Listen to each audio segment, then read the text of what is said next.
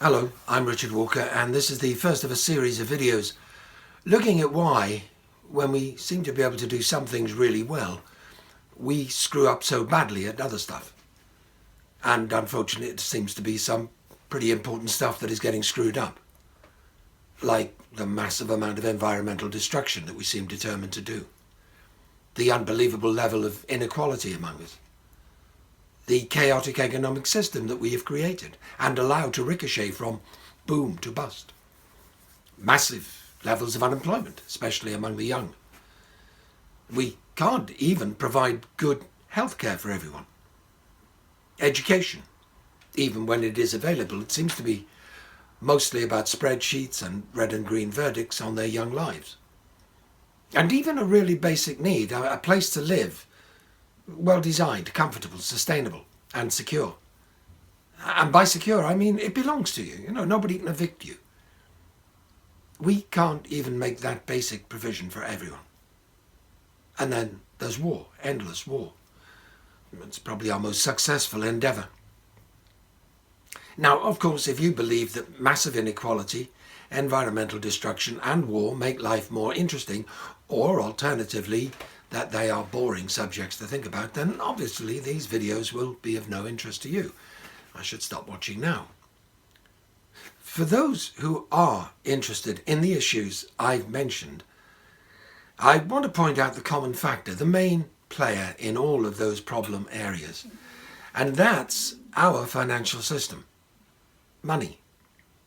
A man-made system that for millions of years of evolution we had no experience of. We created our financial system just a few thousand years ago, and it remains our basic operating system.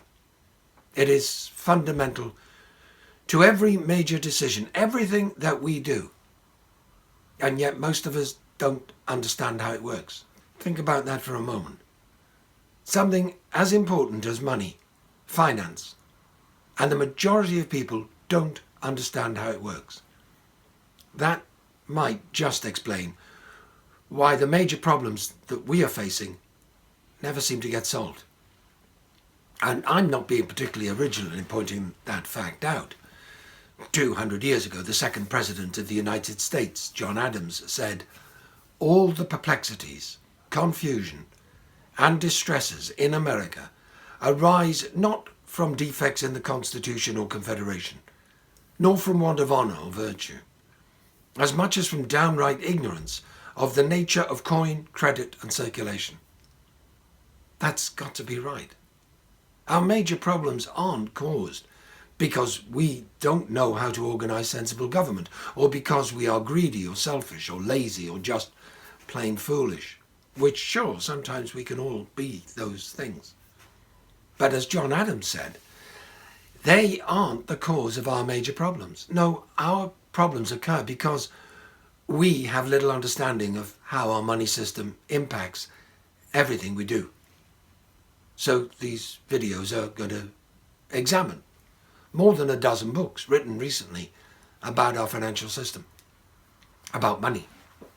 And all the writers of those books clearly state that money has the biggest influence in shaping what we've done, what we're doing, and what we will do to our health, our security, and our living space. And we are doing far too much to our living space. Every year we fight to produce more than we produced last year. For years we've been doing this.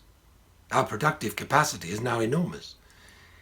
And yet we don't even get close to providing the essentials for everyone to live a dignified and fulfilled life, even with the level of activity that threatens our living space. In 2014, a Canadian journalist, Naomi Klein, published a book to show just how vulnerable our planet's ecology has become. She called the book "This Changes Everything." In it, she says that our economic system is wreaking environmental havoc. But she hoped that maybe climate change could be an opportunity. Maybe common sense can prevail and collectively we will change the way our economy operates.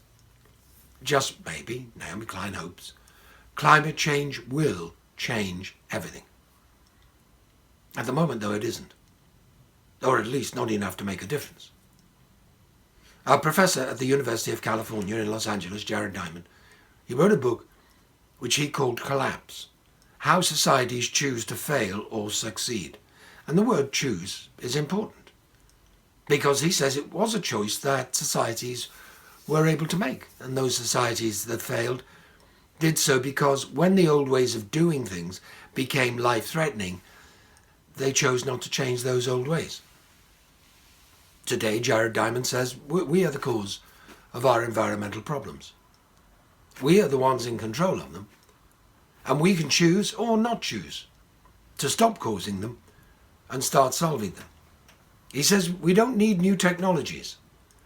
We just need the political will to apply solutions already available. We just need the political will. And that's the problem, because the politicians whose will matters are the successful ones. And they are successful because they understand that politics is the art of the possible. And what makes all things possible? Well, as Bill Clinton's campaign manager James Carville said, it's the economy, stupid. His point being that if a candidate for the presidency can convince the voters that he is the one who can make the economy grow, then he's the one they will vote for. And our economies have been growing for a very long time.